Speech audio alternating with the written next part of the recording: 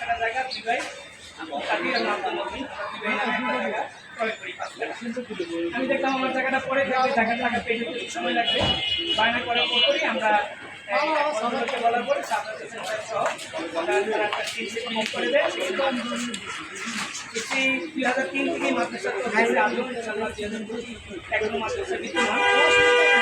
মাদ্রাসা কিতাব বিভাগ হওয়াতে আমরা মাদ্রাসা আমার মসজিদে আমার মাদ্রাসা পাশে প্রতি পাশে জায়গাটা খালি প্রজেক্ট করে তারা বিদ্যা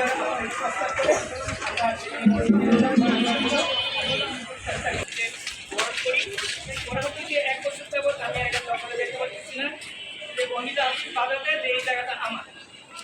আমি জানি যে এই জায়গাটা বড় হিসাবে মালিক করে পরবর্তীতে এটা পাওয়ার নিয়েছিল, পাওয়ার নিয়ে একটা আধা হিসাবে চলে বানা হয়। আমি পরবর্তীতে আবার আমাকে বাধা দিচ্ছিল, তার থেকে আমি বায়না করে মসজিদে কাজ শুরু করি। এলাকাবাসী সহযোগিতায় সাহায্যে আমি মসজিদে করে 2013 16 বিশ্বকর বাড়িতে যাই কিন্তু মারা যাওয়ার আগে আমার জমিটা মনে নেই সে দিয়েছে 4 কাঠা, 4 কাঠা জমি হিসাবে আলহামদুলিল্লাহ আমার কাছে মসজিদের জায়গাটা এসে গেছে।